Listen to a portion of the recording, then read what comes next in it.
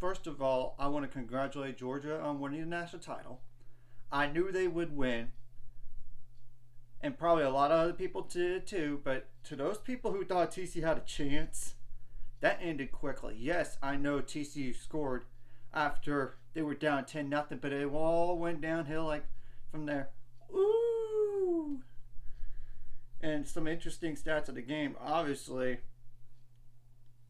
and y'all would be so appalled by this, but TCU had 9 first downs in the game. They only scored 7 points. At one point during the game, they only had 7 first downs, which is the same amount of points. That's bad, but it just shows the Georgia defense was too much. Obviously, 2 for 11 on third down efficiency for TCU hurt, as well as 0 for 2 on fourth down. Why did they go for it on fourth down? I get they were down, but you're going to give Georgia a good field position and they could score on you. Because your defense couldn't stop them for their lives. I mean, TCU offensively had 188 yards, and that was on 59 plays. 59.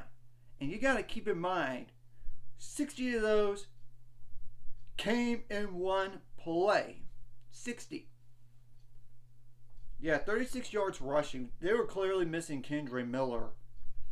I know they were. And I knew he was probably questionable and with the MCO. And only 152 passing yards. And they had 3 turnovers in the game. And 23 minutes, 1 second of offense in time of possession. Georgia had 32 first downs in this game. 9 for 13 on third down. And 1 for 1 on fourth. 589 yards. 335 passing. 254 rushing. I tried to tell y'all, yes, I know TCU scores more points per game on average, but the Georgia offense is no joke. It really isn't. I mean, and granted, Georgia didn't turn the ball over once, unlike Michigan in that prior game with 2 pick sixes and a fumble. Michigan beat themselves in that game against TCU, while TCU made enough plays to be in a title game.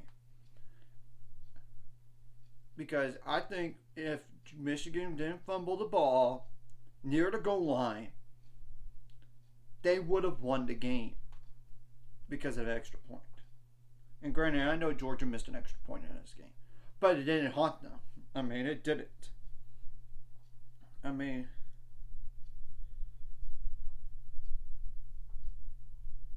two tackles for loss for TCU's defense in this game. I mean, that's ridiculous. Well, Georgia had 5 sacks in the game and 9 tackles for loss. Yeah, and 2 interceptions by Javon Bullard for Georgia in the game. So, and he's only a sophomore, folks. It's whether or not he's a true sophomore, I don't know. But it doesn't really matter. 5 punts for TCU in the game for 185 yards. 2 of them landed inside of the 20, but 42 yards, of course. And Griffin Kell, of course, made his only extra point of the game. And Georgia punted the ball once with Brett Dorson for 48 yards. And granted, Darius Davis did get 6 kickoff returns in the game, but 138 yards. And while Georgia had only 1 kickoff return for 27 yards, but that's only because TCU only kicked the ball off really one time, I believe. Actually, yeah, that's more than one time in the game, but only allowed 1 time. Probably 2, I don't know. So, obviously, I think Georgia is the next Alabama in terms of dynasty here. You know what the crazy thing is? They're tied in for Georgia. And Brock Bowers, he's going to be back next year. Granted, I know there's going to be a little bit of question mark at quarterback for Georgia, but I know they got guys in that room. So we'll have to wait and see. But now I'm going to go over my top 10 in D1 FBS football at the end of the year. Obviously, Georgia has to be number one. I admit I was tempted to put Michigan at 2, but the only reason why I didn't is because a head-to-head win over Michigan. That's TCU at 2 and Michigan at 3. Ohio State 4. You can make the case they could be flip-flopped, but head-to-head, you know.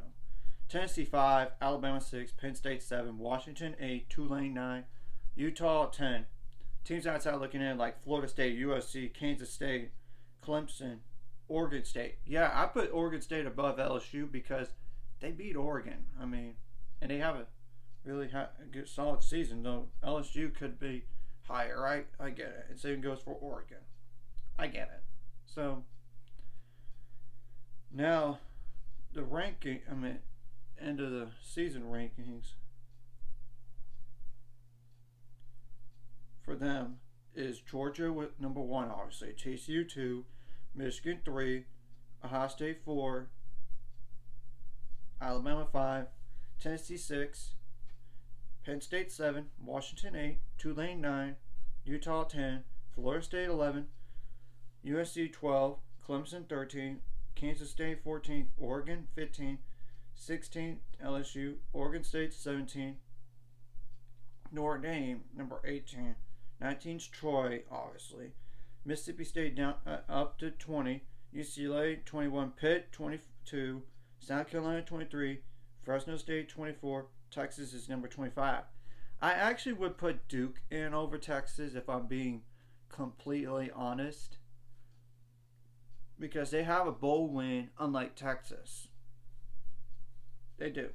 But Duke is receiving 49 votes, UTSA with 45, Air Force with 40, Boise State with 38, Minnesota with 35, Texas Tech with 19, North Carolina 8, NC State 6, Iowa 4, Purdue 3, Louisville 3, Marshall 2, Maryland 2, Cincinnati 1, Illinois 1. Of course, UTSA had to drop.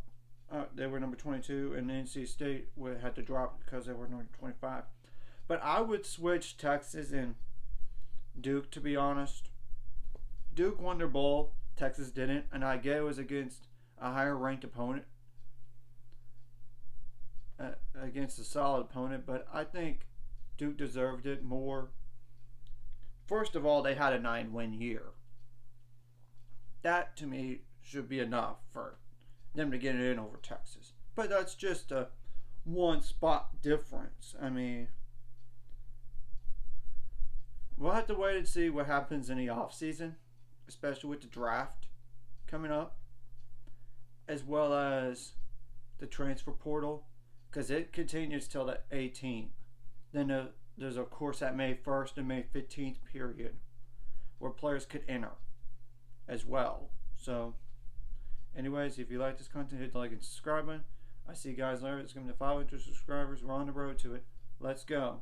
And once again, to Georgia, congratulations on your bowl victory. And this is the worst defeat in any bowl game in history. That's even worse than the LSU Purdue game. I mean, that this past year, that's just sad.